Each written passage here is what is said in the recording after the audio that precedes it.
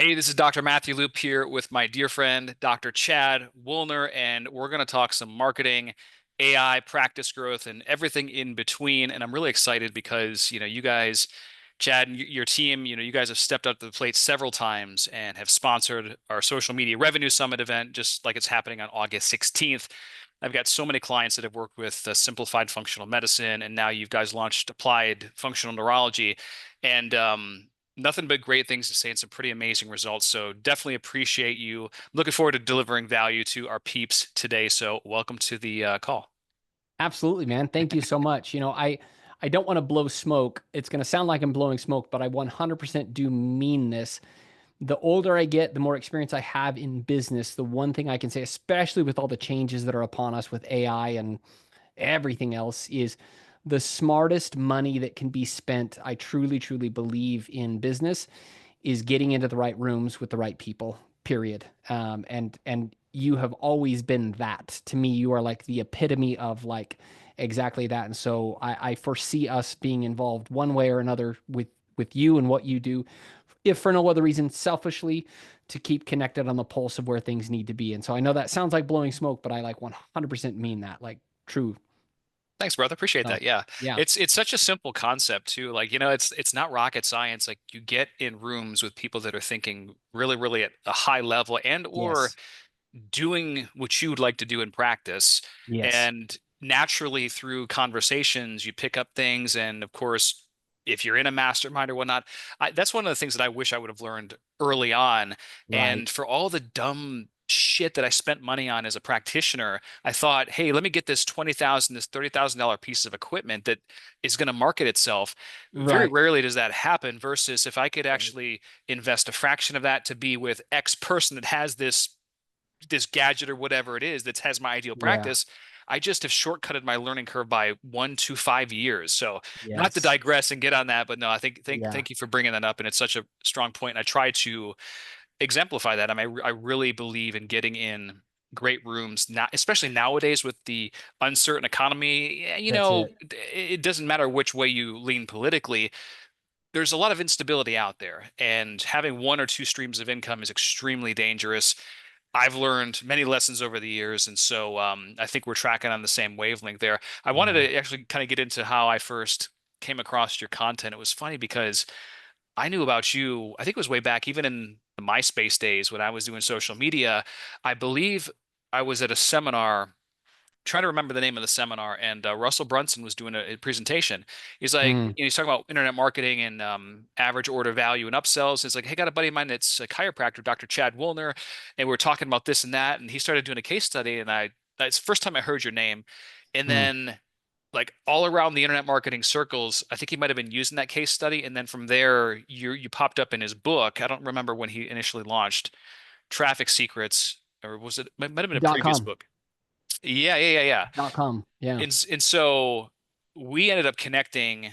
I believe it might have been through an intro, or maybe it was an event or whatnot. But I was just like, oh yeah, you're in this world.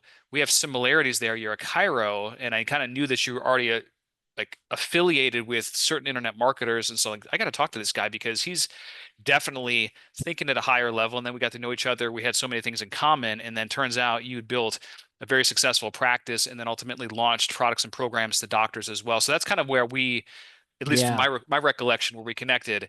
Does that sound about Yeah. right? Or Yeah. And it might have even been, I remember back in the day, my first kind of like connection and intro into a lot of like people in the Cairo space was through Dr. Mike Reed. He had a mastermind group. And it was kind of more of a informal, casual meetup virtually. Dr. Tabor Smith was there, Chris Burfield was there, and I think you might have even been there too, perhaps. Maybe I'm reinventing history or something, but there was an event anyways, that I was there, but yeah. yeah. So anyways, but yeah, totally remember those were the good old days. Where it was actually easier in terms of algorithms. You talk about social media and AI Oh and how man, things have shifted so much. And I know it's really trite and cliche to say things are changing, they're changing, and it's a yeah, great marketing message.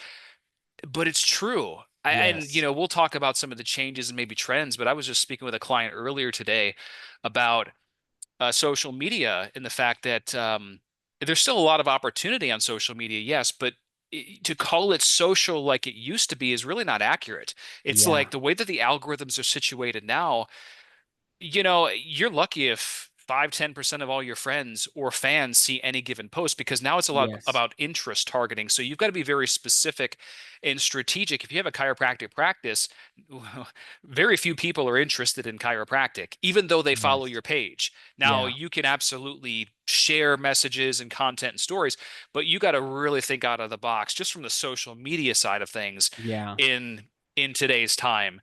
But yeah, so we'll get into that, and I just wanted to give, like I said, a shout out to the simplified functional medicine that you guys have put together before I get into it, because I can recount clients like off the top of my head that have done 4 or 5 figures their first day launching this program. So real quick, can you get into like what that is and how it helps docs and ultimately how it can better serve patients? Yeah. The kind of quick elevator pitch is that most practitioners at some point or other have felt the itch to get involved in functional medicine. I think many have, if not most. The problem that with most approaches to functional medicine training that docs run into is they learn all this incredible information. There's a ton of great training programs out there. They're going to learn all sorts of great stuff academically, but then it comes the moment of truth of where they have to actually translate that into, okay, now how do I actually plug this into my practice, or how do I build my own program or virtual practice or whatever that is. And the vast majority of those programs, as incredible as they are at academic training and teaching, leave nothing for them in terms of how to actually like implement and plug it in. Or you have a lot of great programs out there that will teach the docs this is how to go about creating your functional medicine program, your virtual practice, whatever that is. And the doc is still left to have to build and do all that stuff. And so that's where we come in is we've already built it and docs just plug it in. And correct me if I'm wrong, but this is like, we're not talking about super crazy complex cases here. When like depending on where you are along your journey, you have patients that likely come into your office with chronic stomach problems, bloating, and all these things.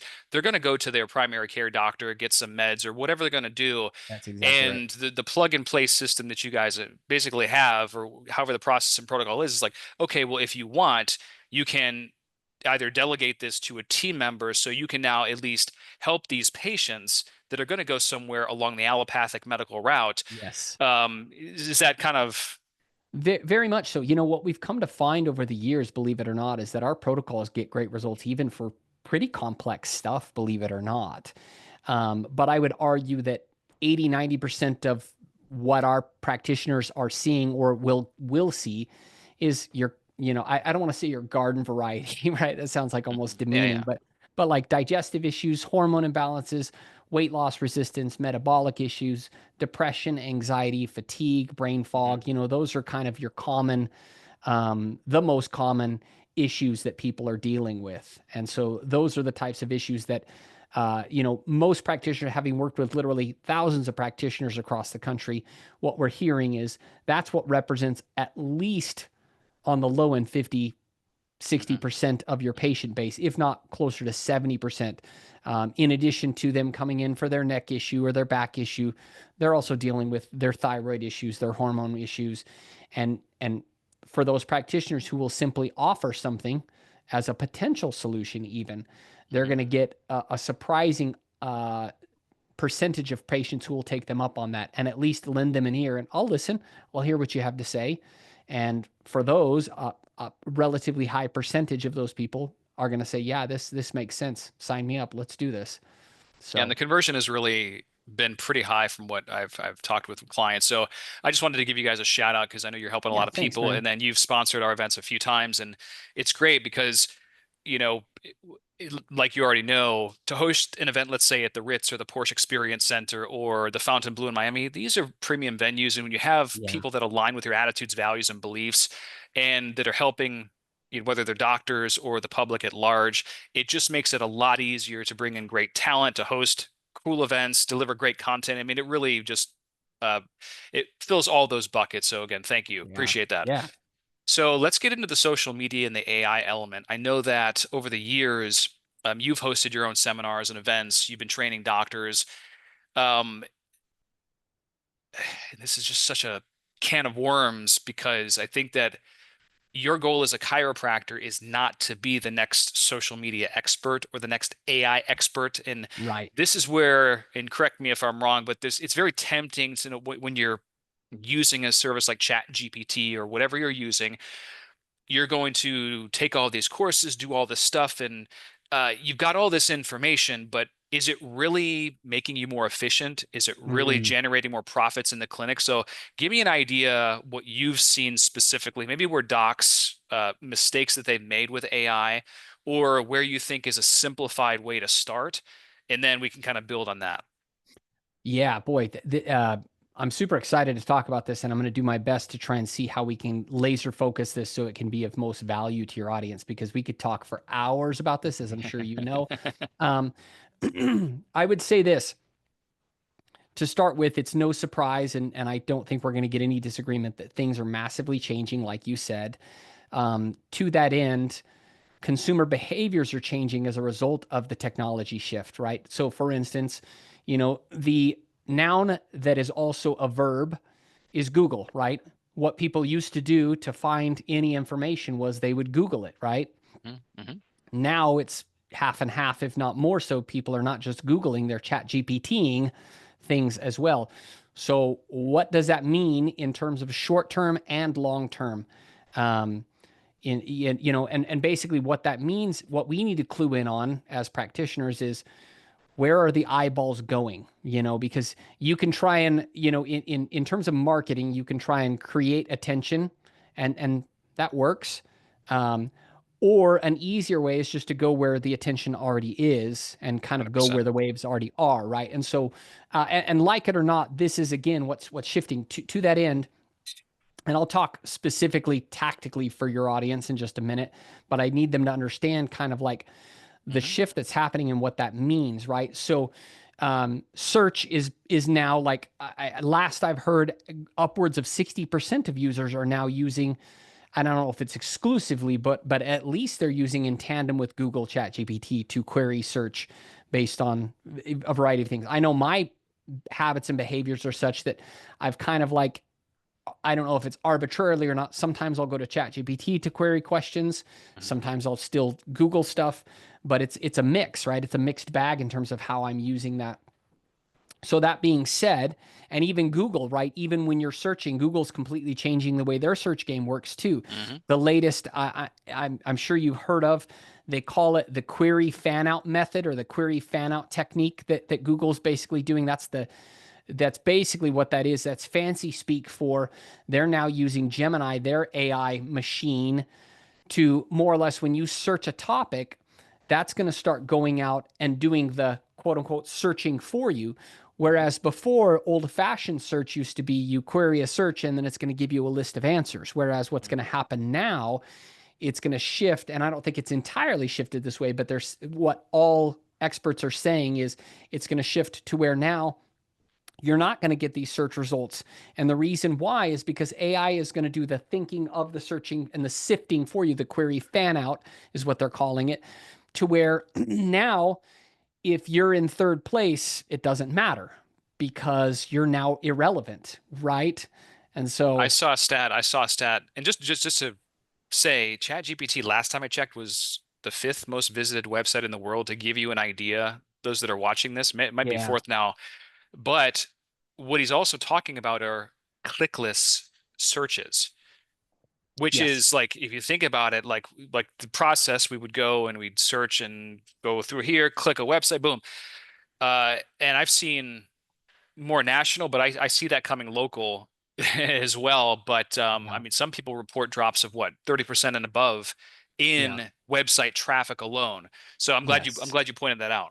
Yeah. Well, and the other thing too is we talked we did a Andrew and I did a podcast a couple weeks ago, and we said, what most docs don't realize, there's all this talk of the Terminator scenario of the existential crisis of AI, and I'm like, who knows where that's going to go? You can't find a consensus on that. There's varying opinions and agree, and I'm not smart enough to know one way or another. The one thing I am smart enough to know that you don't need to be smart to understand is the real true existential threat that is here is for practitioners, you're either going to embrace AI and leverage it to its max capacity and be relevant, or you're not, and you're going to be completely irrelevant and left in the dust. And for these docs who think that you can, ignore it, it's not going to be like all of a sudden your entire patient base is going to, stand on a mountaintop and yell at the top of their lungs, we're no longer finding you relevant. It's going to be a Mhm. slow and steady decline of silence is what it's going to be. Do you know what I mean by that? Y- It's frightening. Yeah, and what's interesting, I posted this might have been a few months ago on my Facebook. They're now, of course, they're using AI to read images, MRIs, X-rays, and what Right. happens, paint a picture X months down the road. I don't even know if it's X years down the road where you got insurance companies, for example, that say, we're getting a lot better results here. We don't need to reimburse for this anymore. Like, I mean, there's massive disruptions that could potentially be happening, Yes. just from that standpoint alone. Yes. Now, will a machine eventually become a chiropractor? Okay, that's debatable, but the the technology aspect is just very, very fascinating. So there are Yeah. things, and you already know this because you're very similar to me in that we just have our ear down in certain industry.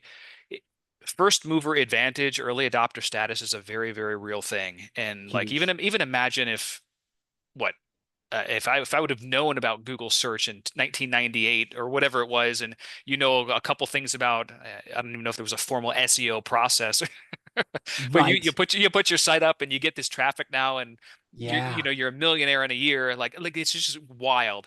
So Yes. I see that happening in a lot of regards, but the way that I see it, at least for docs, and you can kind of maybe elaborate in this, but in terms of efficiency and shaving hours off of your week potentially, and I really love that aspect of it because that's something that I can see immediately in my clinic. If I'm doing $15 an hour tasks, or if I'm getting bogged down here, bam, all of a sudden, with a couple clicks or system automation or whatever it might be, I've got this whole thing that is just taken care of with, like I said, a few integrations. I mean, that's wild. That's cool. It is very cool. And I think I love that you talk about old school SEO because I was an old school SEO guy myself, or at least I thought I was, right? Um, but it's interesting to connect kind of the circle, if you will, in terms of where things are going. It used to be back in the day when Google was first like getting started into that search realm. And when I say first, I came onto the scene in terms of SEO right around 2008, which was like the golden era of SEO, right? At Mm. least that's kind of what I remember. And it was still at a point where you could figure out little hacks, if you would, to like, to get these little tricks and tips and all that, which I know I see you're like you're I was on the Black Hat forums. yeah, it's Little exactly right. loopholes, and then That's Google would exactly close them right. sometimes. And the reason I bring that up is because back in the day, you could kind of quote unquote fake it till you make it to some degree in that with those different hacks. You would figure out the hack and then it eventually we all saw it happening. The window was closing, because it got to a point where you can't beat the algorithm. Google's too smart, It's the same now to where you cannot beat the AI algorithm. You're not going to be able to beat it. And so uh short answer, and then we'll elaborate in terms of like where I believe this is going and what that means to practitioners and what they should do to prepare.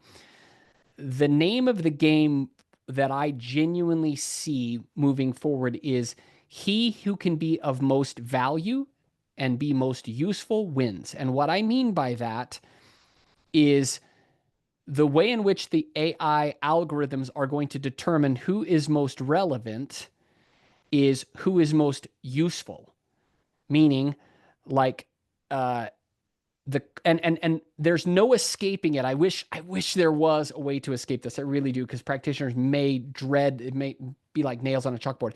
That means content creation Hmm. and mass amounts of good quality, highly useful, valuable content creation. Now, before people like turn off the video and be like, oh, that sucks, never mind, I don't want to. What you're saying, or what you said in terms of the efficiency of AI, that's where AI comes in to play in terms of maximum output, minimum effort, maximum efficiency with this whole process. And I'm not talking about just churning out a bunch of crappy AI generated, garbage content. That's not what I'm talking about. I'm talking about, I liken it to, there's two paths you can go with AI. And I've been teaching this for a little while now since ChatGPT was on the scenes. There's two general schools of thought that you can leverage, that you can use AI. You can use it as a license to be lazy, and or you can abdicate, meaning I'm just going to give some lazy prompt to ChatGPT. Hey, ChatGPT, write me an article about thyroid problems. And it's going to write you up this nice little article about thyroid problems. And then you post that on your blog and whatever. Hmm. Okay. Hmm. That's one way of doing it. Or you can use it as an augmentation tool and leverage it. And I liken it, the comparison is like Tony Stark in the Iron Man suit, right? And so instead, what I'm going to do is I'm going to say, hey, ChatGPT, help me come up with a podcast framework for people who are struggling with thyroid issues. I want to talk about this topic. And so now it all of a sudden, or hey, what are the current trending, topics with in relation to thyroid problems or back issues, or what are some new, trending areas that I could maybe tap into in terms of where the attention already is in terms of the social conversation, right? Talking about the Maha movement, perhaps, and how does that pertain to us? And we're going to start talking about, and you start creating content around relevant pockets of where attention already is. And I can dive a little bit deeper in terms of how we go about that, but I just want to at least start there in terms of like how to think about leveraging these tools And that's and actually using them. huge, because I've done that. I guess, well, you can do it in a lot of different ways, but now there's a prime opportunity, especially like you said, with this health movement that's going on, where your goal is as a doctor is to position yourself as an asset to the community. Now, whether you're Yes. talking about chiropractic or functional medicine, that's great, but you can speak about other subjects very intelligently and add your own opinion. And Yes. then you can also use AI to create even more and elaborate on that. And once you kind of dial it in and get it familiar with who you are, what you do, your voice, and all those things, it will speak and sound and act like you, which is again, it's very, very wild to kind of see that. But Yes.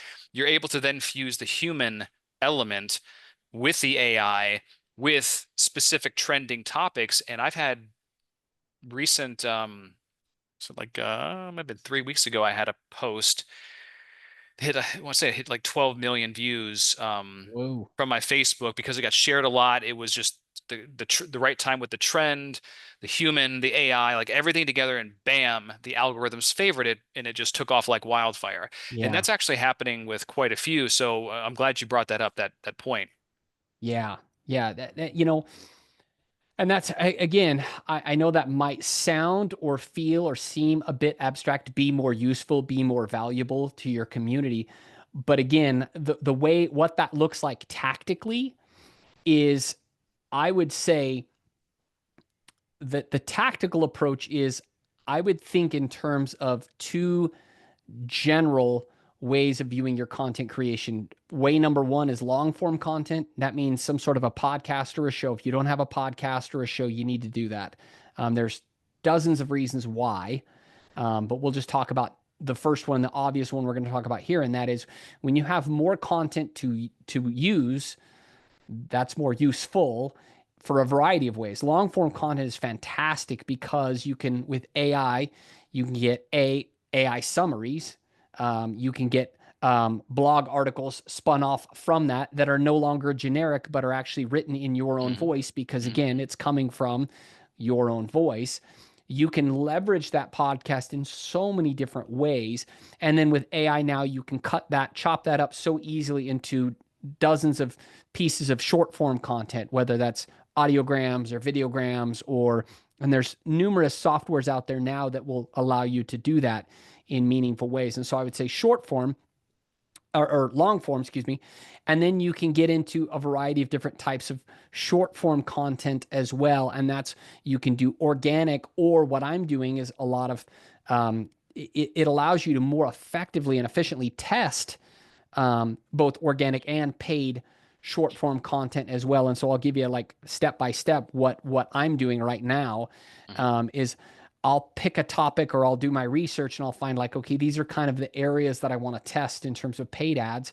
So Hmm. then ChatGPT will help me spin up scripts that are based around good marketing frameworks. Russell Brunson hook story offer, right? You're going to capture and that's the other thing too that I would say now too is what this allows for is for you to much faster get your finger on the pulse of what's actually going to capture attention because what you're dealing with Chat GPT, it's a data machine. It's dealing with so many points of data that you can really kind of quote unquote test. And so the prompt that I'll use a lot of times, and that's the other thing too, let me back up. I feel like I'm going in a million different directions, but I hope this is valuable. I think one of the things that clever marketers have done is they've conditioned people to think that like the secret to using and leveraging Chat GPT or other AI is you have to have the quote unquote magic prompt. If you don't Mhm. have this magic prompt, you're not going to be able to use it, you know? And that's to me what I've come to find is that's not the best way. I treat Chat GPT like a consultant. And so when I'm talking to it, it's very, I mean, it's to that point. Mhm. That's what's wild, right? It's like just like I'm talking with you, I'm talking with Chat GPT. And so, like, if I were to come to Matt Loop, you've got a vast amount of experience in marketing, right? Yes. Okay. So if you and I were having a conversation, I would say, okay, Matt, I have an idea for a piece of marketing content that I'm going to create. But Matt, I want you to be honest with me. I don't want you to BS me. Just tell me straight up. If you think this idea is good, let me know it's good. If you think it's bad, tell me it's bad. If it's bad, let me know how to fix it. If it's good, tell me how to make it even better potentially, right? And I want you to be thinking in your Matt Loop genius marketing way of thinking, right? I want you to pull from all of your experiences learning from Russell Brunson and Frank Kern and Ryan Dice and Mhm. Gary Halpert and all your, what's up there in your head. I want you to leverage all of that knowledge that you have and give me your feedback. So basically, hopefully you're already reading between the lines. This is exactly how I'm talking to ChatGPT. I'm saying, okay, hey, I've got a marketing idea.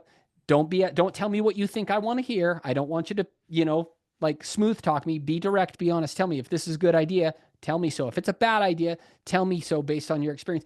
And then now all of a sudden that massively allows you to get further or closer the finger on the pulse of like, okay, this is actually going to be a piece of marketing content that'll work. So that's a start, and we can talk more about that, but I just wanted to put that out there. One of the most beautiful things from a time consolidation standpoint, I, for the longest time, I've written my own ads, my own sales Right. letters, because long time ago, like you learn from guys like Gary Halbert, John Carlton, Frank Kern, when you can turn words into money either through advertising or like even when you're talking to people you're influencing them and or you're being influenced, right? Or if the words on a paper, Dan Kennedy, famous direct response copywriter, and I've always had like the people that I've known in those high level circles that are just doing crazy millions of dollars every year have all written their own like stuff and or trained people in their framework. So the beautiful thing about this AI, like you were just mentioning, and this is where it's shortcutted a lot of time for me with certain elements of ads and copy, because it would literally take me, I would dissect every single word in even a landing Mhm. page. Yes. I don't, if you don't do this stuff regularly, you probably think, oh, I'll just put this here, put this there. But a headline can be the difference of a three-figure day, four-figure day, five-figure day with the same amount of traffic. It's just wild how much Yeah. it can affect you. So I would analyze every word. So now I will use Chat GPT, for instance, act as a world-class copywriter like Dan Kennedy, Gary Halbert, go through all the archives, whatever. Now, here's my suggestions for some headlines and spit me out. And it just 10 different suggestions, and it's just phenomenal. And then you can test. So, literally, that saves hours just by doing that alone. So, I'm glad you brought that up. Yeah, I'll tell docs right now. This is literally what I just did. Literally. I saw an ad in my feed from Perry Belcher, who I Mhm, have so much respect for as a marketer. I mean, that guy is brilliant. And I learned about him through Russell, mhm, of mhm. course, not surprisingly. And Russell just respects the heck out of Perry Belcher and views him as just a really brilliant marketer. So I Mhm. saw this Yeah, he ad. is. So anything I see from him automatically, I'm somewhat attuned to. But it was an image-based ad, and it said something along the lines of like warning, it said, and the font was like this light kind of green, but it was very attention grabbing, and it said warning, something along the lines of these 17 psychological triggers are used in this ad, can you spot just 3 of them or something like that. And it was like interesting. And I'm like, huh. Mhm. And so what I did was, and this is the thing I would say too, let's zoom out for a moment. When practitioners can get good at pattern recognition, meaning like assimilating information from other areas that aren't necessarily directly related, but you can figure out ways of doing it, being curious and looking for patterns anywhere you can find them. Good marketing is good marketing. It doesn't matter if you're talking about men's shaving razor blades or a Mhm. pizza shop or whatever. Good marketing is good marketing. And so what I did was I literally copied that image, pasted it into ChatGPT, and I said, hey, I really like this ad. I really respect Perry Belcher. He's a smart dude. Can you help me spin up some similar concepts that I might be able to use for chiropractic and for my local market? And it sure enough came out and said, yeah, this is a really good idea. And it said, and it was something like, um, warning, this clinic doesn't use the standard approaches that so many other clinics use. We use an unconventional 5 system process, and then the button was like learn about Alliance, proprietary 5 system process or something like that.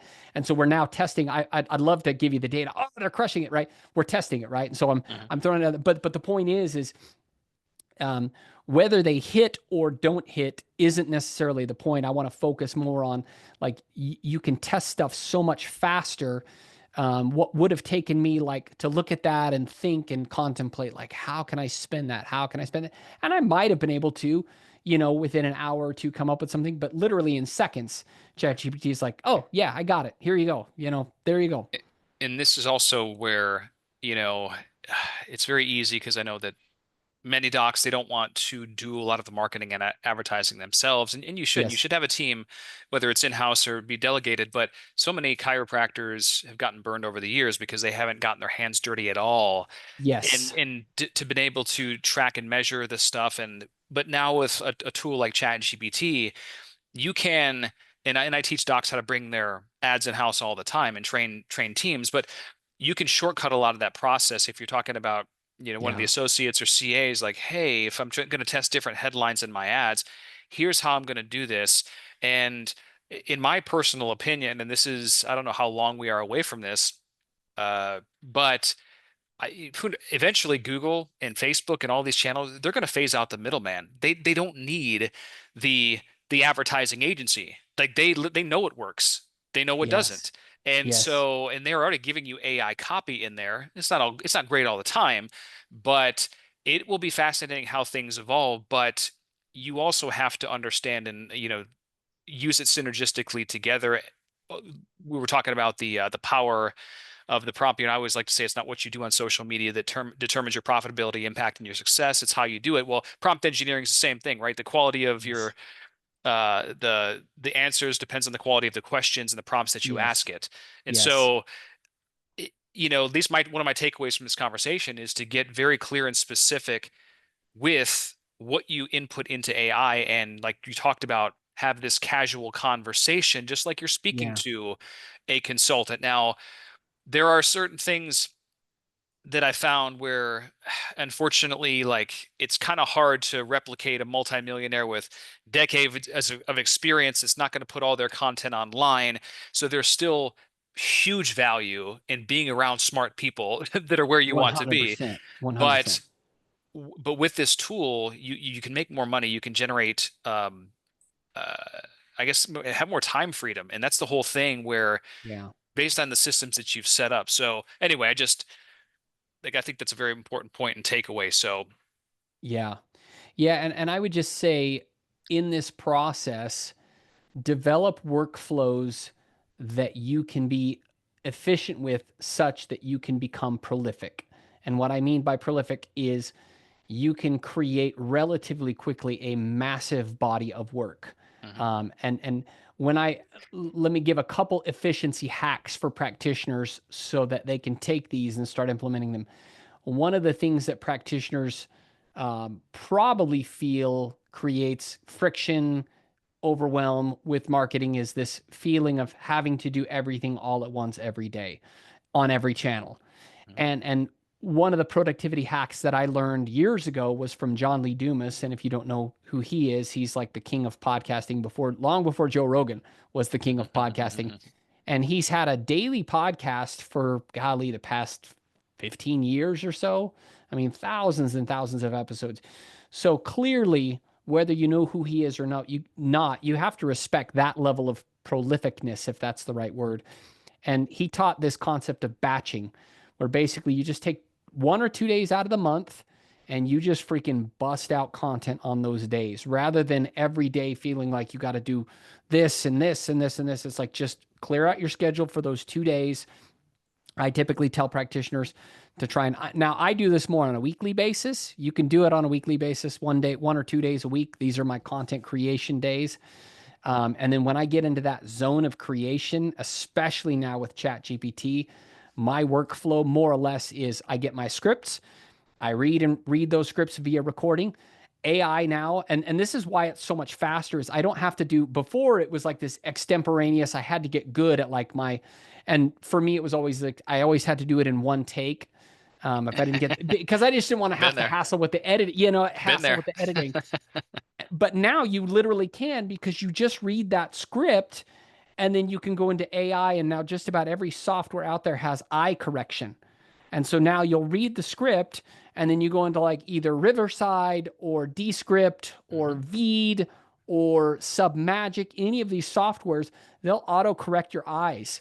And so you can just, I literally right here, I put my script on in front of me, bust it out, record it, cool, upload it into software, correct the AI, yeah, add in the captions, all that, and then it's done. And I can bust out tons of content that way in a much faster way so that Hmm. my level of output is like on rocket fuel now at this Yeah, point. and these are things that you can also train a CA too very, very 100%. easily. So it's not super techie geeky that they wouldn't even be able to understand. So I'm glad you mentioned those Yeah. tools like Descript, Riverside. I'm Yeah. very familiar with those. Yeah. What's one Yeah. of your favorite tools right now, otherwise? If you're talking about efficiency and or just hacks with AI, what do you like? I mean, it seems like Let every me other day there's I thousands of know. tools. I know. I'm looking. Golly, Riverside is has been I've been loving Riverside. 11 Labs is cool. 11 Labs is really, you're familiar with 11 Labs? Yeah, yeah, yeah. Let them tell them. So 11 Labs, and I'm using it in a way that most, I don't know if most do or don't, but 11 Labs, you can, so what I'll do is I'll go to AI and I'll create, hey, I want you to create me a patient education video about our disc restore program. I did this like 2 weeks ago. And here are the kind of parameters that I want you to spell out. This is what's proprietary or unique about our program. We do this, we do this, we do this. This is why it's better. And it's like a paragraph. My prompt is like a paragraph, honestly. The Hmm. longest part of this is the prompting, right? Because I want to make sure it's very thorough. And so I'm like literally like just spilling my guts in terms of, and if you don't like typing, you could literally just talk with the app in ChatGPT and just say, hey, I want you to do this. So then what it's going to do is it's going to create a 2 to 3 minute or 3 to 4 minute or 4 to 5 minute explainer video script. Really well done. Really, really well done. And then I'll import that into 11 Labs, and then 11 Labs will assign an AI speaker for that. And then I'll take that and I'll take that audio and it reads it really well. And then I'll take it and I'll import that into Veed.io, and then I'll throw over B-roll footage on top of that and then get the captions, and voila, we have a really, really profound, awesome explainer slash, you could almost call it a VSL, sales video that Mm-hmm. sells our whole, program, why we're unique, why we're different. And so for every service offering that we have at our clinic on our website, that's now what I have is an explainer video at the top. And then you can transcribe it, turn that into written content as well. And yeah, so, but 11 Labs, I like that a lot. Explainer videos with the website. That's really, really smart. So make sure you're yeah, taking taking good notes, Doc. yeah, Um, man, I guess we could talk about this stuff for hours, and no doubt. I'll have to have you. We'll have to do this again. I wanted to actually social media wise, because I know that you've had a hand in building numerous practices. What is your one strategy that's kind of your go-to right now? Uh, we can leave out the AI, but is there something that's just Sure. working really, really well that you found like for your practice or? 100%. And I would say two things. Get while the getting is still good on Google PPC, because Google PPC is still freaking awesome. Hmm. And the reason why is it is as close to, if not the closest thing, to a set and forget system that you'll ever get. Is once you get it dialed in with the quote unquote algorithm, unlike Facebook, right, which you know is a beast and a machine, you constantly have to be feeding new creative, Hmm. new creative, new creative, new creative. You set up your Google PPC and it, for the most part, will ride off into the sunset for you in terms of predictability. And so I would say Google PPC is probably, there's a practitioner that I was talking with yesterday. He's really struggling. Bless his heart. He's such a good dude. And I'm like, you need to get PPC up and running. That will consistently, you're going to get lead. And I don't, you would have your finger on the pulse of this better than me in terms of what you're finding. But I would find, like, at least I've found in my own practice, what I've heard from other agencies, if you can get lead costs to around anywhere from a low of $40 to a high of $75 ish. Now that might seem like a broad range. You can make a serious go of that financially. Now you got to pony up a little bit more money. And again, we can talk about the whole, how do you know how much to spend, is going to be based on what a case is worth to you and all that fun stuff. But at our clinic, we know that worst case scenario, doomsday scenario, 2,500 is what a case is worth to us at the very worst case scenario, 2,500. So we'll just wire it to that lowest common denominator there. So we know 2,500 bucks. So then I'm going to I'm going to pull up my calculator real quick, talk PPC here. So if we put $5,000 into the machine, and let's say that we're trending on the higher end, 75 bucks a lead right now. Again, that's not a new patient, that's a lead. That's 66. Now, assuming we're going to wire this fairly conservative, only 50% of those people actually come in as new patients. That means we got 33 people on the books, and let's say that our conversions are only at about 50%. Like, of those 33, we're only going to convert 50% of them. So that means roughly 17 people converting into care, times a case value of 2,500. That brought in 42,500, right? The math works pretty well. Five grand to 42,500 on the low end, right? Hmm.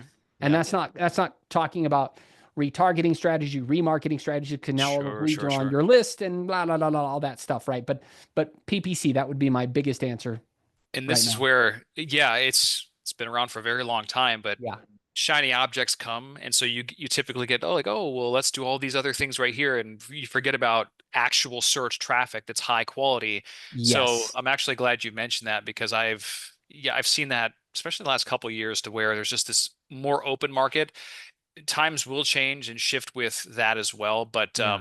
I think there's a big opportunity, and I'm okay even paying higher cost per lead on Yeah. Google, because it is search traffic, and like the numbers and the metrics you mentioned, those are pretty solid. So, Yeah. hey, brother, man, I can't thank you enough for your time today. You And bet. I do have one last question for you, and yeah, just speculative. I have my own opinion on this, but do you foresee, I think it's inevitable personally, but do you foresee and agree at some point we're going to see paid traffic via AI, like ChatGPT and other platforms like that, where they're going to open up some sort of a PPC type offering inside of those platforms? it wouldn't surprise me at all. Yeah. I mean, I expect that, right? Yeah. Like I said before, I think that the social platforms are eventually going to stomp out agencies, because they don't need them anymore. Yeah. But with all of what's happening on AI, I think that's the next logical thing. Has to Yeah. happen. Now, even if they Yeah. don't, quote, need the money now, there's gonna, like, once they get bigger shareholders, and it's No just the doubt. natural Yeah. evolution. And so Yeah. I'm always on the lookout for that, because once that drops, that's I gonna know. be like, you better you better I be know. first to market, and you better just go all in. So that's the way No that I look at doubt. that. No doubt. Yeah, we could talk hours just on that whole psychology, right? But Yeah. that's the thing for all your listeners, just understand that anytime a new platform like that opens up, um, it's going to be the Wild West at the beginning, because the way these platforms work is they want to incentivize advertisers, and the fastest way to incentivize advertisers is loose rules. Like, sure, advertise 100%. whatever, whenever, however, and then Hey, and not only that, but just low cost per click. You know what I mean? They're gonna get yeah. massive eyeballs on those things fast. Dude, you've got me So salivating all over I again. I know, right? I was fortunate. I was in Facebook 2010 when they launched, and I mean, we were breaking the bank. And I still wasn't Right. going hard enough because you don't know at that time. But now I know, like, I should have been My like my yeah, quadrupling that. my first experience in Facebook marketing was about 2015. So I was about 5 years behind you, 14, 15. And I remember back then being like, you know, feeling a little bit bummed when your cost per webinar registration was $5. You're like, oh man, it was $5 per registration. You're like, ah. So anyhow, And the good old times, days yeah, yeah. But there's always those opportunities for in sure. the market, man. So hey, Yeah, for thanks for sure. adding a ton of value today with You bet. our listeners, and I appreciate you everything that you've done over the years, and hopefully we can connect in New York City in maybe a couple months. And if Yeah. anyone has any questions or they want to chat with you, what's the best place to contact you? Shoot me an email, cw@simplifiedintegration.com. Hmm. Or you can reach me on social media. I'm on Instagram at Dr. Woolner, at Dr. Chad Woolner, or simplifiedfunctionalmedicine.com. Fantastic, brother. Appreciate you. Thank you so much for your time today. Likewise, buddy. You bet. All right, man. Talk soon.